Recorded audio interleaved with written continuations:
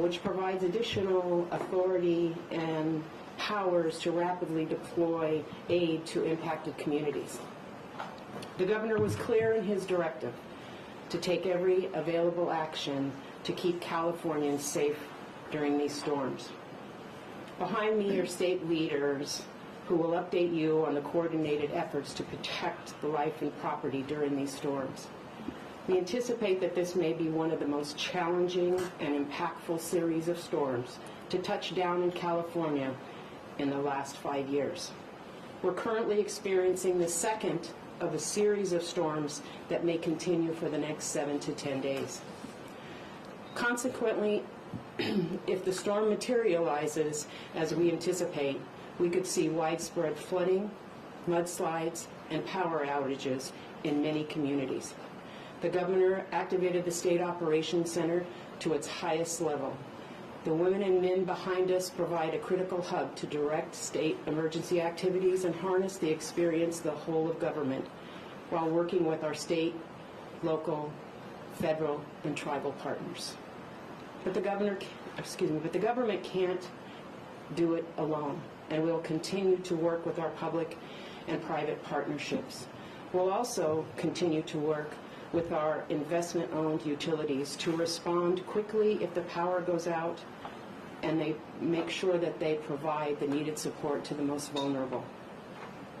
We thank the first responders and emergency personnel up and down our state for their work this past week, and we acknowledge that much more work remains to protect the communities from the storms ahead. Before I turn it over to the next speaker, I'd like to briefly remind Californians on the steps you can take to help yourselves and your families be safe. First, stay informed. Sign up for emergency alerts from your county. Have a family emergency plan and know your emergency evacuation routes. Check on family members and neighbors, and always follow the direction of your local authorities. If you are told to evacuate, please do so immediately. We'll continue to provide updates as we have them. We'll get through these storms. And now I'd like to hand it over to our California Natural Resources Agency Secretary, Wade Crowfoot. Well, thanks so much, Director Ward. And on behalf of Governor Newsom's cabinet, I just want to welcome you to working here at the state level in California. You know, we are so thrilled to have Director Nancy Ward in this position, leading the Governor's Office of Emergency Services and the decades of experience you bring, of course, following in the footsteps of Director Gil Aducci. Look, California is an extraordinary state, and we experience extraordinary weather. As Californians, we're accustomed to these big winter storms that come off the Pacific. I recall when I moved to the state almost 30 years ago, that first winter, just being amazed at the intensity of these storms. At the same time, we know that climate change is supercharging this extreme weather. We find ourselves in the third year of an intense drought. And in fact, the last 3 years have been the driest 3-year period in the state's history. And at the same time, of course, now we navigate this series of atmospheric rivers. It's important to point out that while we are experiencing heavy snowfall and a lot of rain, we are still very much in the drought. Given that it's football season, I'll use an apt metaphor. We're still in the first half of the game. We've got major points on the board in terms of precipitation, snow and rain, that will be helpful in coming dry months, but we're a long way from understanding how this wet season impacts our overall drought. And of course, the issue at hand, the topic, the challenge of today and in coming days is to utilize our well-organized, long-established, and heavily drilled framework of flood emergency response. We are here at the State Emergency Operations Center, of course, the nexus for organization or organizing, responding to all manner of emergency in the state. And here at the Operations Center is working very closely with our state and federal flood operations center, also based in the Sacramento region. They're really the experts in understanding the hydrology of these storms and how they're impacting flood risk, and an important point of connection between local authorities that in many cases and in many places are responsible for flood control infrastructure like levees, and connecting those local authorities with the state and the federal agencies. And this network, this organization that we're part of, is really focused on two things right now. One is being prepared for emergencies as they evolve today and in coming days. We have pre-positioned equipment across the state, and we are working with all manner of law enforcement agencies, as you'll hear, to be ready for those emergencies. And we're addressing challenges or problems that we have experienced from the last storm just a couple of days ago. Let me give an example. Here in Sacramento County, the breaching of agricultural levees along the Cosumnes River obviously created a major flooding challenge and the closure of Highway 99. Sacramento County is out in that area today working to close that breach and impact or protect the local area for coming storms. And the Department of Water Resources, which you'll hear from in just a moment, is out there providing technical assistance and helping to oversee the work. So we're both preparing for what we can expect to come here over the next day and days, and we're focused on emergency response to challenges that have already happened. So I'll just repeat Director Ward's admonition to everybody out there. Everybody has a role to play in terms of keeping yourself safe, keeping your family safe, and your community safe. Number one, stay dry, stay safe, and stay at home if possible. During the height of these storms, the safest place to be is off the road and at home. Number two, be prepared, particularly for power outages given the high winds and saturated soils. So have those candles and the flashlights, charge the cell phones, be ready for extended power outages, and as Director Ward said, pay attention to your local authorities, including signing up for alerts. And then thirdly, check up on your neighbors, particularly your vulnerable neighbors, your elderly neighbors, your folks that may be bound in home. Really important that we help each other stay safe during this drought. Now I'm going to turn it over now to the woman who leads our key agency on flood response and flood expertise in the state, and that is Director Carla Namath of the Department of Water Resources. Thank you, Secretary, and thank you for joining us this morning. I'm Carla Namath, the Director of the California Department of Water Resources. We are the entity that monitors hydrology and supports all Californians in flood protection. We are in the middle of our third atmospheric river in a matter of a week. December 27th was our first. We had a tremendous atmospheric river over the New Year's holiday, and now we're into our third. The first two atmospheric rivers on a scale of 1 to 5, 5 being the most dangerous. The first two were in the 3 to 4 range. That's really determined by amount of water vapor and duration of event. This event that we're experiencing now is about a 3. That's because less water vapor and a shorter duration. What is important about this event is it is coming with high winds, and we anticipate that that will be the primary impact, and you'll hear a lot more about how we're prepared to address those impacts besides flooding that comes with it as a result of high winds. We are in the middle of a flood emergency and also in the middle of a drought emergency. This is an extreme weather event, and we're moving from extreme drought to extreme flood. What that means is a lot of our trees are stressed after 3 years of intensive drought. The ground is saturated, and there is a significant chance of downed trees that will create significant problems, potentially flooding problems, potentially power problems. That is really the signature of this particular event. We are also monitoring additional storms that could arrive this weekend and another 2 storms that could arrive next week.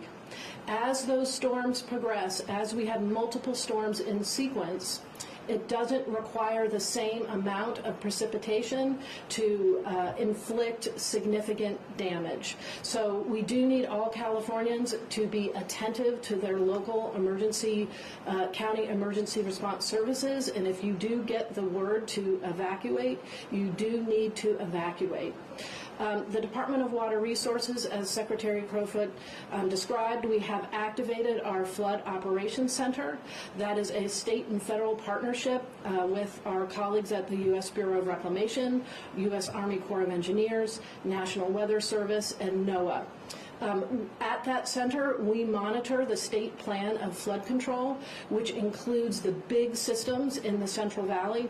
Think Sacramento River main stem, think our signature reservoirs, Shasta, Oroville, Folsom. We manage all of those systems together with local entities that manage the levees along those river systems. We believe that with these incoming storms, we have enough capacity to absorb the precipitation for those storms.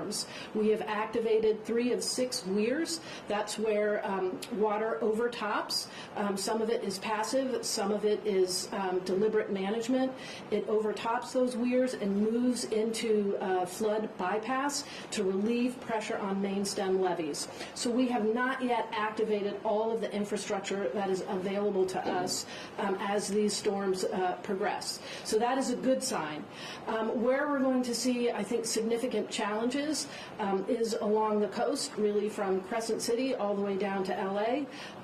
Significant potential flooding effects, particularly in Mendocino County, along the Russian River, and along the Navarro River. So if you live in any of those areas, again, you need to be very attentive to your county emergency operations and heed their warnings. We are also monitoring very closely burn scar areas throughout the state. So if you are in an area that has burned recently, again, we urge you to stay connected with your county OES. These kinds of events can trigger mudslides and significant debris flow. So be ready to evacuate as needed. In our Flood Operations Center, we communicate multiple times a day with local flood control districts. We have dispatched flood fighting materials at 49 sites throughout the state. Those local flood control districts monitor their levees around the clock, 24/7, and as soon as they see a problem, they report that up to the Flood Operations Center. We report it to the State Operations Center to ensure that we have all the materials that we need. So if there's any flood control district that needs materials, you need to communicate with the Flood Operations Center. We're there and we're all ready to help you. With that, I'm going to turn it over to the California Department of Transportation. Thank you. Good morning. I'm Tony Tavares. I'm the director for the California Department of Transportation. And at Caltrans, safety is our top priority for the traveling public. We're asking the public right now that if you don't need to be on our roadways, we're asking you to please stay home, avoid those non-essential trips, at least until the peak of the storm subsides. Caltrans has activated our 12 emergency operations centers throughout the state. We are monitoring the storm as we speak right now. We have over 4,000 crews that have been deployed and are working 12-hour shifts around the clock to address any flooding, mudslides, rock slides, anything that may impact the traveling public. We're placing our equipment and many of our resources in critical locations so that we can be very quick and nimble to react and recover very quickly. We're also monitoring various bridges throughout the state for the water levels and the flows. And if you do have to travel, I will say before you travel, Caltrans has several options for you to obtain real-time traffic information and road closure information. We have a mobile app called Quick Map. I urge everyone to download it. It works on any smartphone. It provides you push notifications of any road closures or traffic concerns, and it will give you the real-time information if a roadway is closed or open. I will say, working closely with our partners at the California Highway Patrol, we will be proactively closing roadways if we feel the conditions are unsafe. So we urge the public to please be patient. Utilize our Quick Map app for more information, and it's already been mentioned previously. I will say, if you can, stay home, stay dry, and stay safe. Now I'd like to introduce the director for the Department of Social Services. Thank you, and good morning. Kim Johnson, California Department of Social Services. The California Health and Human Services Agency, along with its departments and offices, has proactively engaged in preparation for the upcoming events.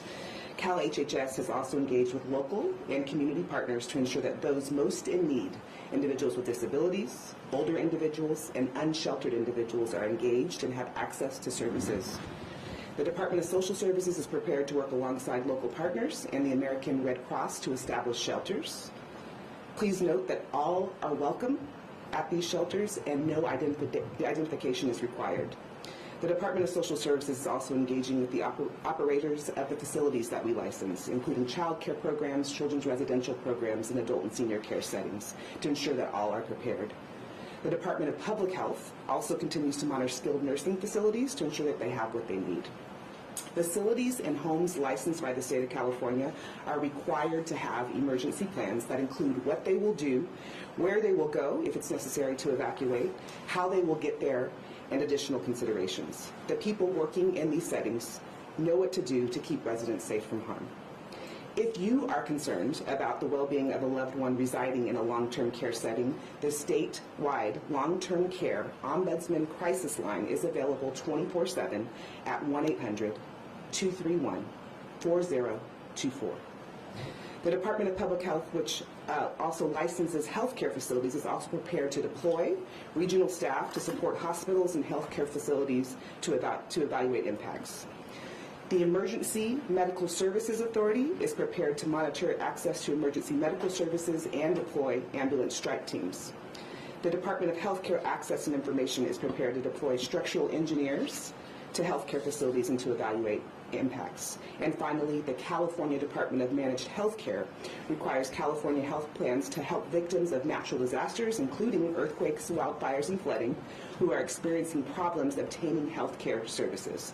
This could include speeding up approvals for care, replacing lost prescriptions and ID cards, or quickly arranging health care at other facilities if a hospital or doctor's office is not available due to the disaster. If you are having a problem obtaining services or assistance from your healthcare plan, you can contact the DMHC Help Center at 1-888-466-2219 or visit www.healthhelp.ca.gov. The California Health and Human Services also encourages you to visit www.chhs.ca.gov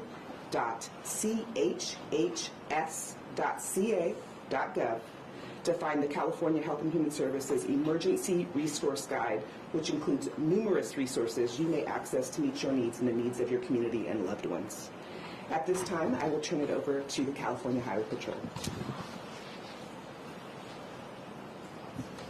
Good morning. My name is Sean Durree. I'm the Acting Commissioner for the California Highway Patrol. First responders throughout the state are preparing for the storm that is coming upon us today and the ones that will roll in the near future. As stated by our partners here today, we encourage everyone to stay home if possible. We realize that some will need to travel on the roadways, and those that do, we have some safety tips for you. We'd like you to ensure your vehicle is maintained properly. Check your tires. Make sure you have significant tread and that you can travel safely and your tires are inflated properly. If you live in a snowy area, either carry chains with you or have studded tires. Windshield wipers are often overlooked, and so it's important to check those and make sure they're in good condition before you're in the storm. And I just remind you of the requirement to activate your headlights when your windshield wipers are on. There are two main factors we see in crashes throughout the state of California: speed and following too close. Your ability to safely stop and avoid hazards or a collision is drastically reduced on wet or icy roadways. So please, slow down. Take your time. Leave plenty of space between your car and the vehicle in front of you.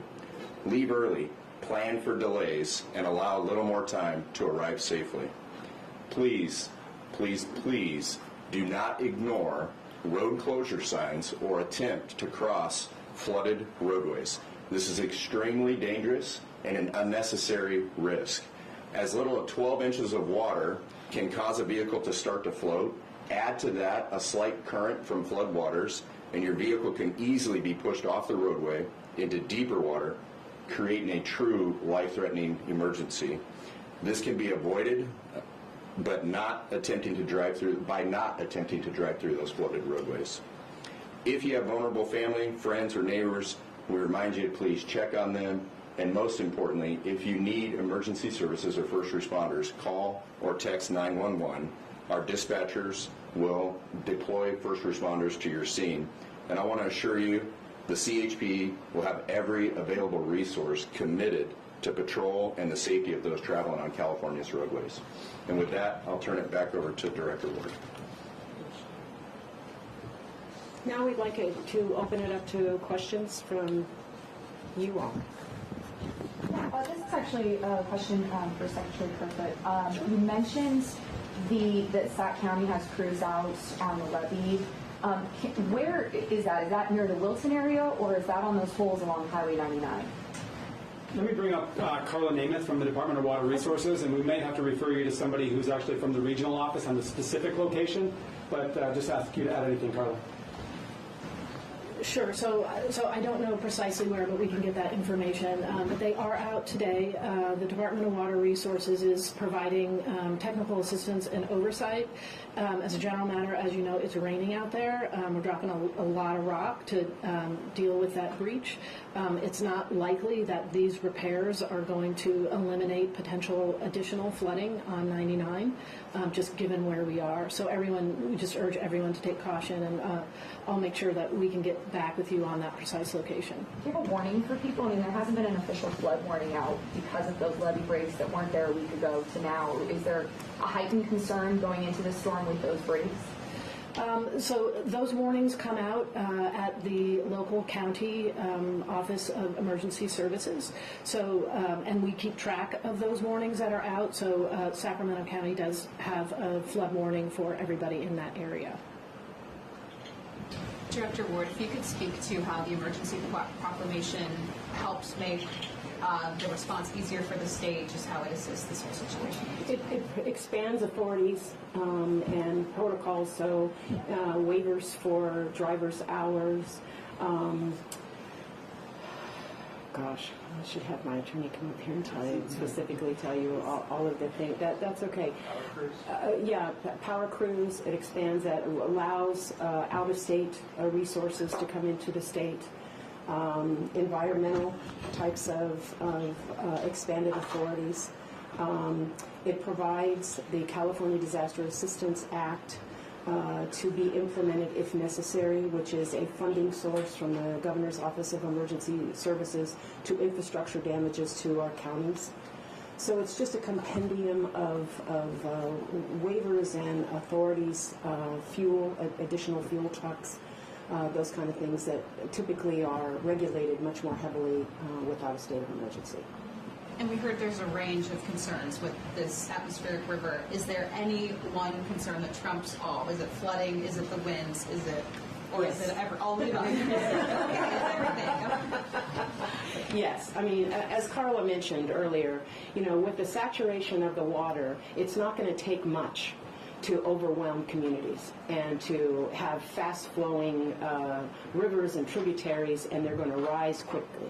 And the next storm comes, we're just at that much higher rate. And the next storm comes, and we're just at that much higher rate. So it doesn't take much as you consecutively get the water through the same areas. So I guess I would say that we're worried about a storm hovering much too long because we're just so saturated.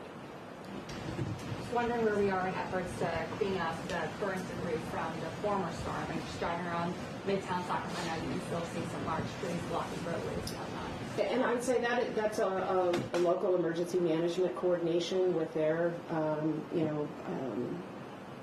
maintenance crews and that. So I would say that, including me driving around, that they're a bit overwhelmed. And so I think it'll take a little bit, but they're going to be busy for quite some time. I agree with you. And probably we'll be adding on crews as we go. Can you talk about what infrastructure you may be most concerned about? Is it dams? Is it levees? Is it something else? And talk more about what's being done to fortify them. Sure. So I think the most vulnerable places in California right now are rural levees. They are not required to meet the same standards as the levees that protect our are more urban communities. Since this is the most powerful set of storms since 2017, the state of California has invested $370 million in deferred maintenance that we understood at that time, and in addition to that, combined local, state, and federal investment in urban flood control levees has been $1.85 billion. So you get a sense of a lot of activity happens, and that is the time to ready ourselves, is when we have much drier conditions. But it really is those rural levee areas that I think pose the greatest risk. As I mentioned, in terms of large facilities, here in the Sacramento area, the state and federal and local governments have a $1.85 billion flood protection project underway around the levees here after the flood in 1997. We're partway through construction there, which is terrific. It's these kinds of events where we know it puts the system to the test. Up in the Sacramento Valley, that's a part of California. In 2005, the legislature upgraded flood protection needs to 200-year flood protection, and that's a part of California in the Central Valley that's very flood prone, that had deep flooding problems in 1997. They're the first part of the state to achieve that 200-year flood protection, just hundreds of millions of dollars of investment. So we're making good progress, but when we have these kinds of systems, it's very easy for smaller communities to get overwhelmed, and I think the best thing that we can all do, and what we think about when we think about flood protection, is you can't protect against everything. You need to, the flood response strategy to keeping people safe are the levees, but it's also human behavior. So again, stay off the roads if you can. When we have these high wind events, may not be a lot of precipitation, but high wind events, not only do they knock out power, but they create debris that can also exacerbate flooding. So that's what we're asking people to do. But it really is, I think, more the rural levee system that is probably the most vulnerable. And lastly, I want to reiterate that those local reclamation districts do have 24/7 patrols of those levee systems. So when they detect a boil, that's what happened in the Cosumnes area. That local reclamation district detected boils. It's sort of moving water that suggests that there's seepage in that levee that is potentially dangerous. They elevated that concern to the Flood Operations Center, and we have been assisting them with the county to make sure they have the resources that they need and the technical expertise that they need. Carla, one quick, just on that. Are you able to step in now that there is an emergency order on some of those privately owned spots that are more rural levees, if there is an issue and that owner or person hasn't reached out for help? Typically, that happens at the county level. Ultimately, if there is danger to life and property or critical infrastructure, then the state does step in. But the responsibility does rest at the local county level. And they have to request that from you still, the chain of command still. So that would just be the only superseding, where if the person doesn't ask, the county would have to step in to bring you. Correct. Question about the high winds today. So you guys had mentioned staying inside and all that stuff, but also mentioning that some of these trees are very stressed because of the drought. And we saw some people who had really big trees fall into their homes or cars. So at what point during this high wind event, I mean, what advice do you have for people who have like these big trees in their homes and they may not be aware of what they should be looking out for? Yeah, I would just say that they should, have someone come out and check their trees to see if they are viable to withstand the kinds of winds that we are going to see. They should know whether or not the tree is distressed at some time. As Carla mentioned earlier, a lot of the trees are distressed just due to the drought. But then if something does happen, it is the homeowner's responsibility to coordinate that removal of that tree. I would want to be more people at 911 call centers to make sure that calls get answered right away. There's no wait time. And what does that priority list look like? Do you want to take that? Yeah, to answer your question, for the most cellular 911 calls come into the California Highway Patrol dispatch centers. Some of them will go into local allies, but we are gearing up for that. We're planning for an influx of calls, and we will have staff on. If we need to, we'll hold additional staff or mandate overtime to field the calls. I have one more question about levees. So are most of the levees in California rated for 10-year floods? And no? Okay. So I don't. Right now, California has a law that the levees that protect the urban areas need to be at 200-year flood protection. So I can get you the breakdown. I don't have the breakdown of exactly how many are up to that level. A lot of it is in progress, but. Yeah, that's where California is headed with flood protection and levee certification. Okay, thank you. Secretary Crowfoot, this is a down the line question, but I think when Californians see all this rain, some of it is not being captured and stored in the way that I think some would like. Some state lawmakers have said that they wish that there was more water storage infrastructure in California. How would you respond? Well, I'll start generally and then I'll turn it over to Carla, which is we know we have to update our infrastructure to keep up with climate change. You know, the fact is accelerating climate change is worsening wildfires, droughts, flooding, and of course extreme heat and sea level rise. And so we need to make the infrastructure investments to adapt to this new climate reality. The good news is the governor and the legislature are investing unprecedented amounts of funding in updating infrastructure. Very important. On this question of water supply, we know we need to modernize the way that we move water across the state. So right now we're getting a lot of rain, a lot of river flows into the Delta. And at the same time, we have very outdated infrastructure in the Delta. And we need to, in order to protect imperiled fish, we need to ensure that a lot of the water now moving into the Delta actually moves through the Delta and is not exported for future use. As we know, a large portion of our state, northern, Southern California, and the Central Valley, get water that comes from these rivers, the San Joaquin, the Sacramento, and its tributaries through the Delta. The challenge is we don't have modernized infrastructure that allows us to fully utilize a storm event like this. It's why Governor Newsom, our administration, is advancing a modernized tunnel under the Delta. That conveyance, which is not only going to be resilient to earthquakes, but it's going to be resilient to climate change. It's going to allow for, in a situation like this, actually getting as much water as appropriate to export for storage and future use.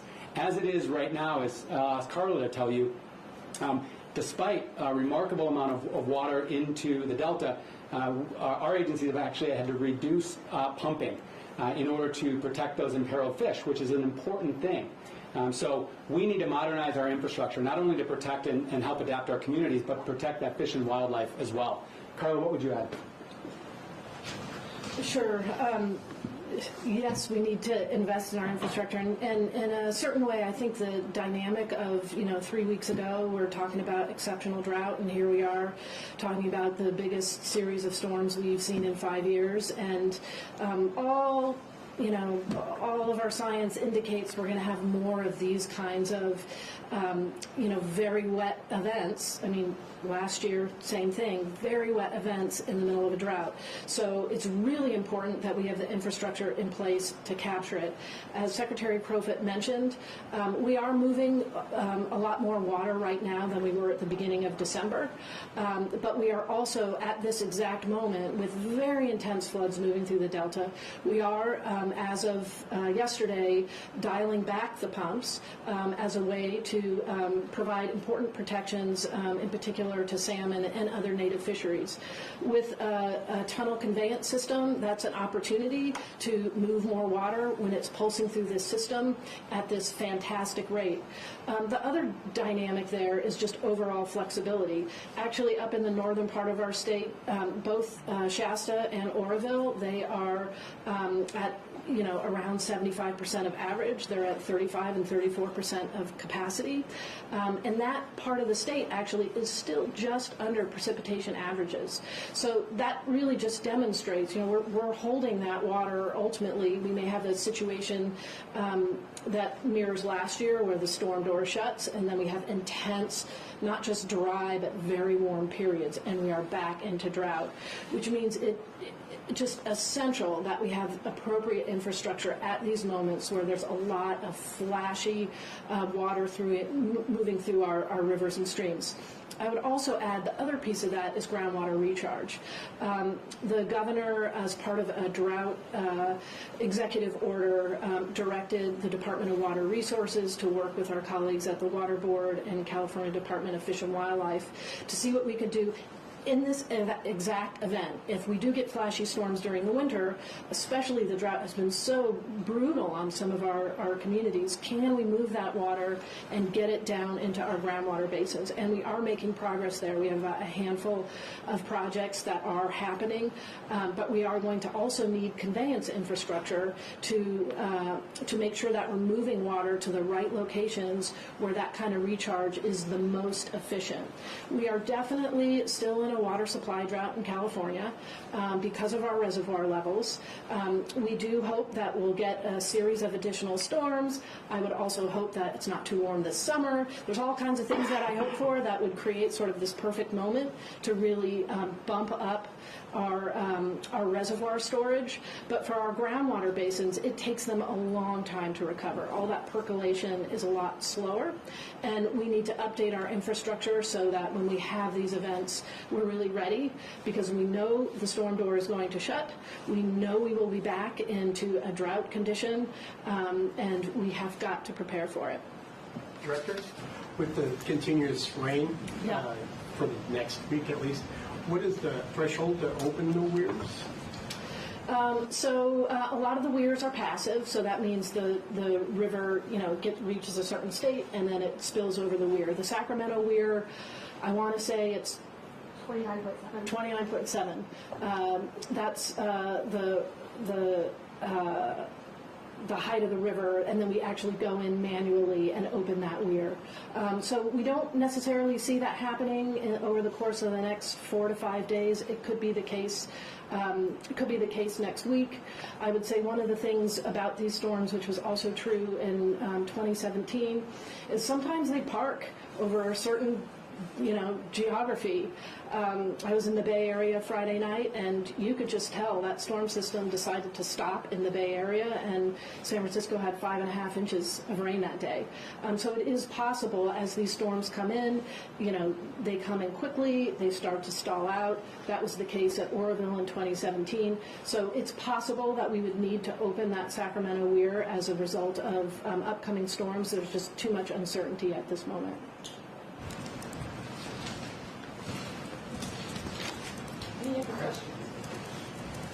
Thank you all. If anyone wants a one-on-one, we can do that afterwards.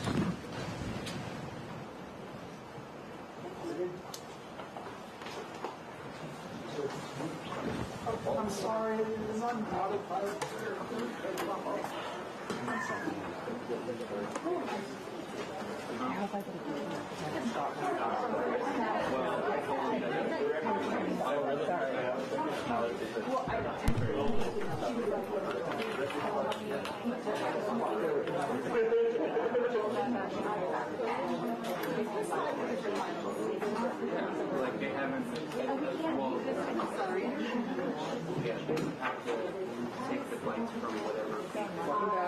Staying dry. How are you doing? That's how we celebrate the holidays now, so it's fine.